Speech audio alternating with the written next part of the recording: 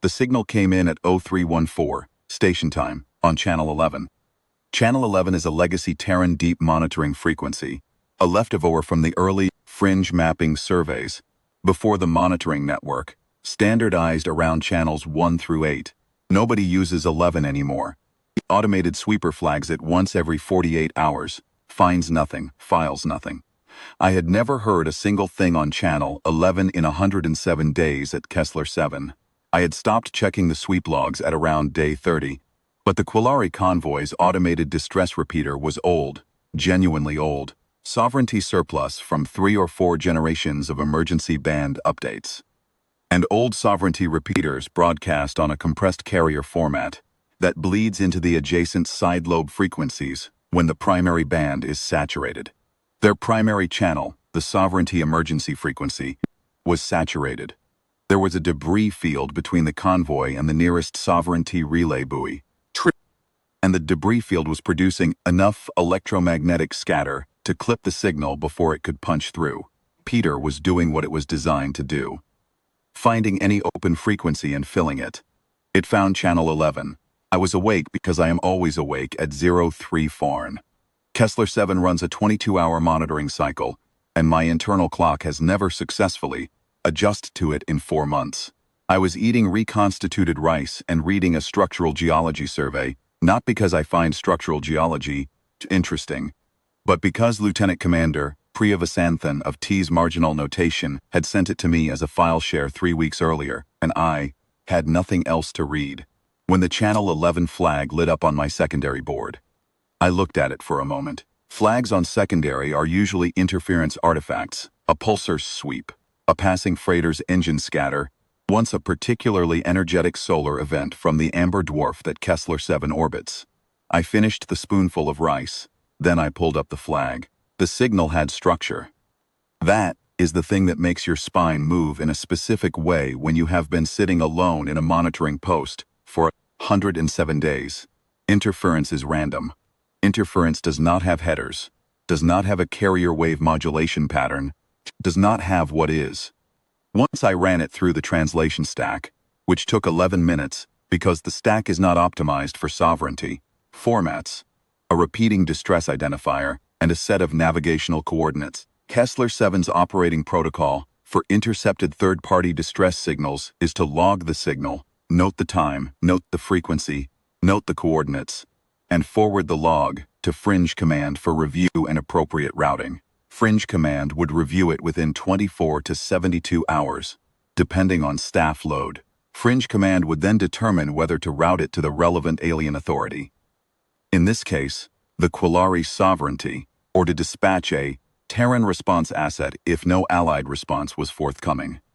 The protocol notes that Terran response assets for non-Terran distress situations require authorization from a duty officer at the rank of commander or above. I read that protocol 4 times in about 90 seconds. Then I looked up where TS marginal notation was. Priya Vasanthan's survey corvette was 11 hours out, running a geological mapping pass on a candidate colony world 2 systems over. 11 hours if she came directly.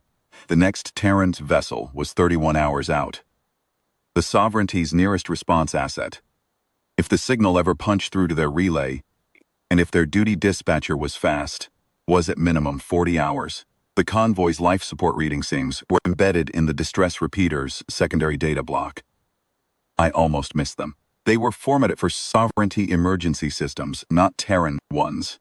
And my translation stack rendered them in sovereignty standard units, which I had to convert by hand using a unit conversion table I found in a footnote of the structural geology survey Priya had sent me. One of the convoy's people were on life support reserves that would last, at the current draw rate, somewhere between 19 and 22 hours. I sent TS marginal notation the full signal packet, the translated coordinates, the life support conversion, and a note that said, Channel 11 bleed, sovereignty repeater format, third-party distress, coordinates attached. I am logging this as a standard relay. OC, Kessler 7. Then I filed the log entry with Fringe Command, marked it routine, and waited. Priya called me back in 4 minutes. Dara. Her voice on the comm had that particular flatness that I had come to recognize. 3 weeks of file sharing and infrequent check-ins as her thinking voice. You know I need a duty officer sign-off for this.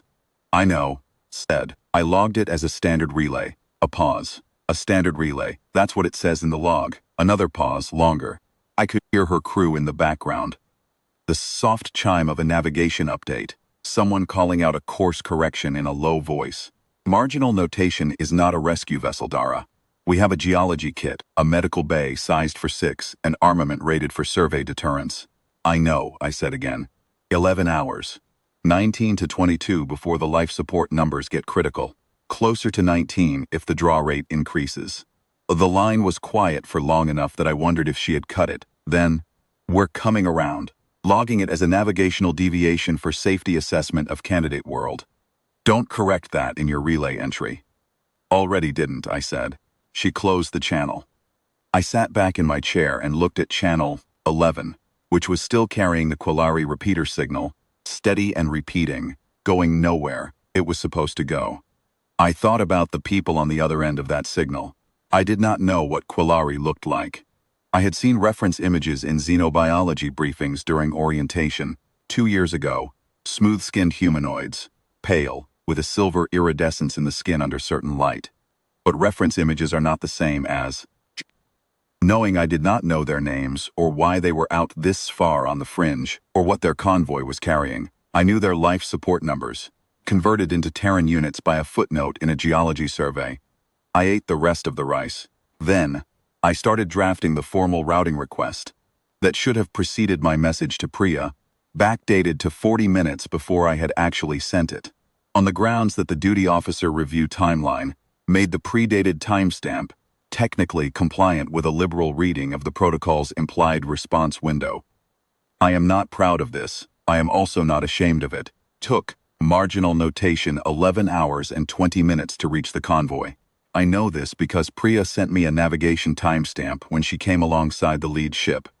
I was at my board, had been at my board for the full 11 hours.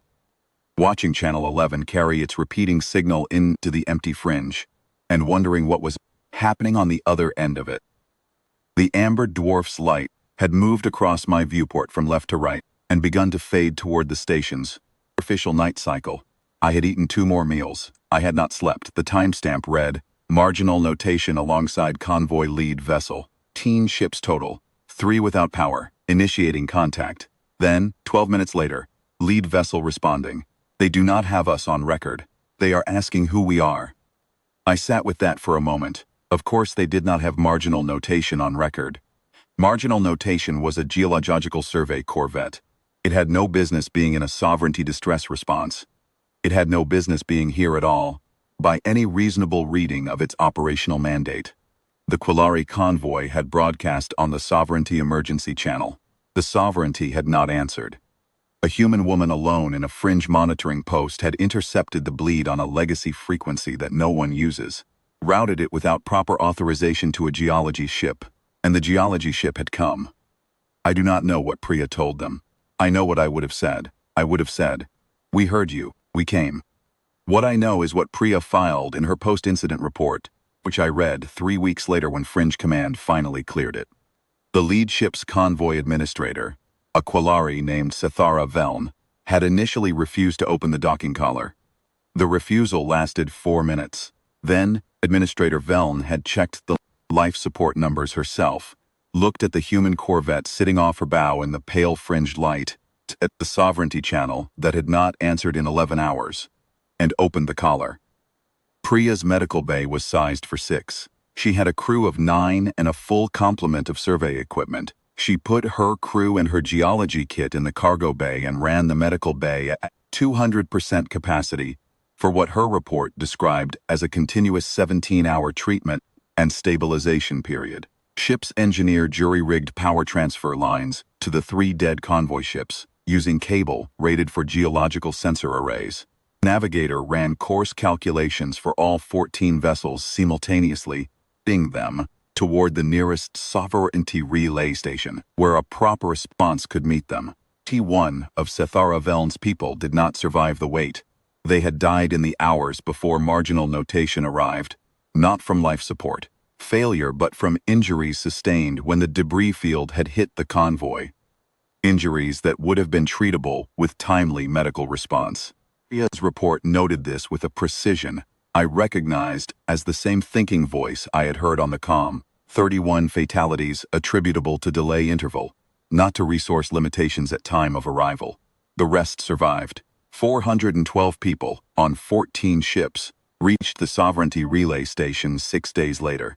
I received one communication from the Sovereignty side. Not official, not through channels. It came in on my general comm 11 days after the incident, routed through 3 relay stations. Sender listed only as administrative office. Convoy Sathara 7. It was brief. The translation stack rendered it into something approximating. We did not send the call to you. We do not know your station's name. We do not know your name. We are told a ship came from your side that was not a rescue ship.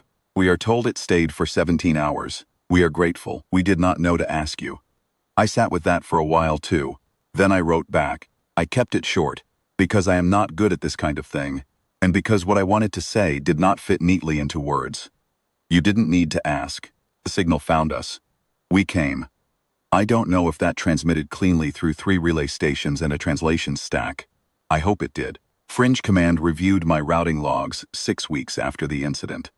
I had a 15-minute comm with a duty officer named Lieutenant Okafor who asked me to walk through my actions at 0314, station time on the day in question. I walked him through them. He asked me whether I had been aware of the protocol requirement for a duty officer's sign-off before routing a third-party distress signal to a Terran. Response, I told him I had been aware of it. He asked me whether my predated routing request constituted an accurate record of events. I said it constituted a compliant record of events. There was a silence on the line that I thought was going to end badly. Lieutenant Okafor said, C1 fatalities, 412 survivors. 11-hour response time on an unauthorized relay from a single operator Fringe post to a geological survey corvette. Yes, sir, I said. Close the log entry, he said. No further action. I closed the log entry. No further action.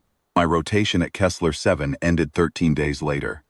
I packed my things, handed the station over to my replacement, a young technician named Ferris, who seemed surprised that I had read anything other than the monitoring manuals, and took the transit shuttle back to Fringe Command for reassignment. On the way out, I sat by the shuttle's viewport and watched Kessler 7 shrink behind us, the amber dwarf cutting a long pale light across its hull. Somewhere on Chanaros 11, the sweep was running, finding nothing, filing nothing. It found something once. That is enough.